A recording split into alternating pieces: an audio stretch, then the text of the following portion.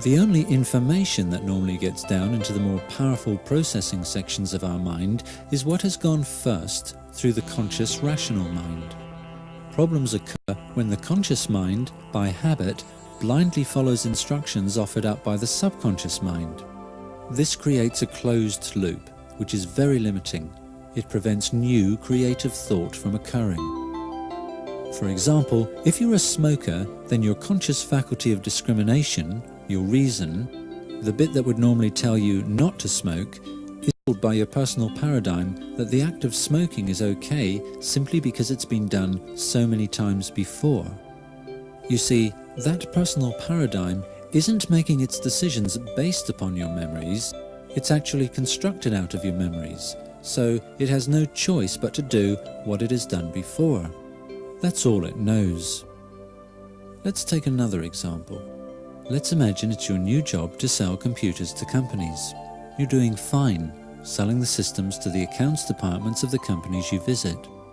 One day, you are asked to present a package to the managing director of a company. Since you have had no experience dealing with senior executives, you are nervous and make inappropriate statements, thus losing your sale. Not such a bad thing. The problem is that now, in a way, you know too much. You know you've failed to sell a senior executive a computer system. And that knowledge, unfortunately, will follow you around and around, so that the next time you're wooing a managing director, you have this fail memory as an integral part of your personal paradigm. The problems occur when we relate to or identify with this past experience. We then bring that sense of failure with us to the present, where it is definitely not of use. In this particular case, if the personal paradigm could have had new information added to it in some way, information which might suggest, for instance, great success in selling, then the feeling of failure would not automatically take over certain situations. This is where hypnosis and hypnotherapy come into their own.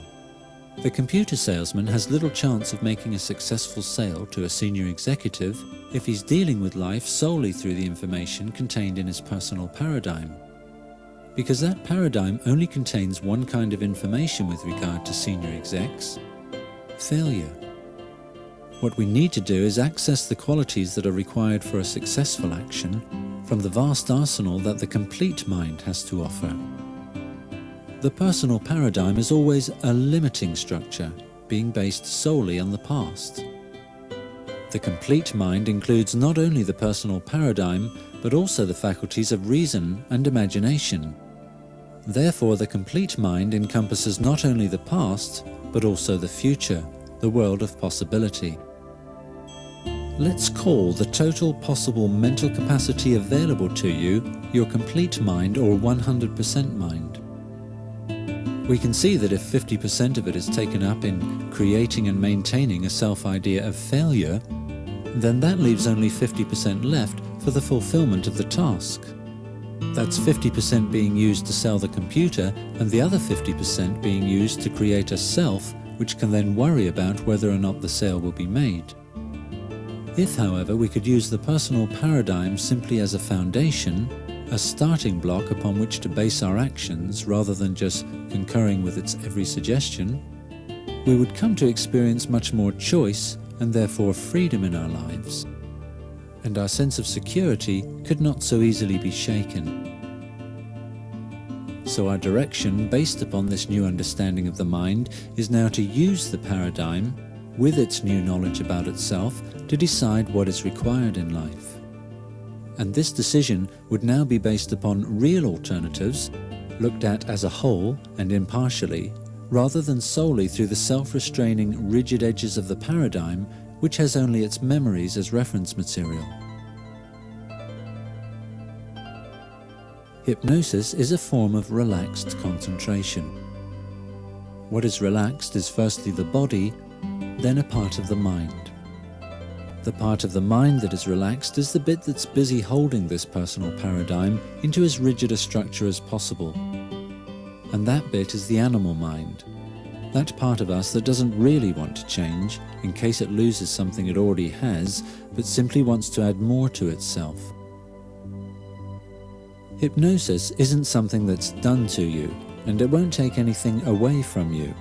nor is it a process that is accompanied by any particular physical or mental sensation. It doesn't have its own distinctive feel, for instance. It all depends on what you allow it to accomplish. The you is important here because that's the personal paradigm, and that's what needs to be relaxed or loosened so that new thought, change, can occur within it. So we can see a small problem here. It's the you that requires modification, and yet surely the you has to stay in existence in order to make sure this modification is carried out. No, if the you, the personal paradigm, stays within conscious existence, it cannot change itself also. It's rather like trying to overhaul your engine while you're still driving the car. You can't do both at the same time. What's needed is some outside help. There would be no point anesthetizing ourselves without a surgeon there to complete the operation, and even anesthetizing ourselves would be tricky. A hypnotherapist, therefore, is, in a mental sense, both an anesthetist and a surgeon. But with one major difference: your therapist won't have to knock you out cold and won't even need to come into direct physical contact with you in order to perform the operation you've requested. All that needs doing is that the personal paradigm, the you, is relaxed. Not put to sleep, just relaxed. And this is not something that is done to you or outside of you.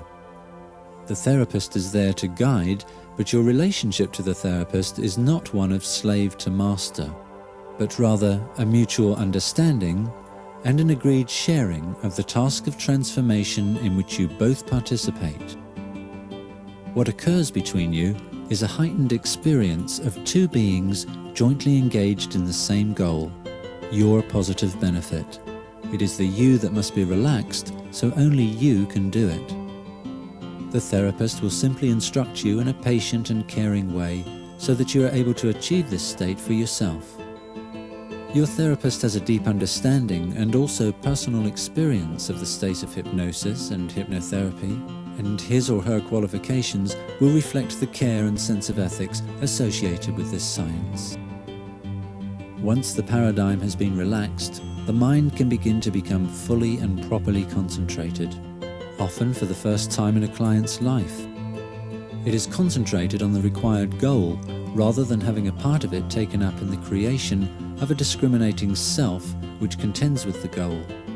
This self can be a worrier or a winner, but it can't be changed to a positive state while it's wide awake and hanging on to its conditioned way of thinking for dear life. With the self relaxed, more of one's total mind power can be brought to bear on the problem at hand. That part of the mind that was inefficiently taken up in the maintaining of the ego can now be utilized towards fulfilling your reason for hypnotherapy. So the ego hasn't gone, it's just the thing that has been relaxed. Once this discriminating ego is relaxed, the mind functions in an incredibly efficient manner, affording us the energy to do what is required, whether it be character transformation or the completion of a task. The degree of hypnosis experienced is simply the degree to which the discriminating self can relax itself with guidance from the therapist. Repeated practice will ensure ever-deepening degrees of relaxation. Hypnosis, therefore, is a process of relaxing the I, so that new possibilities can be made available to it for its improved restructuring.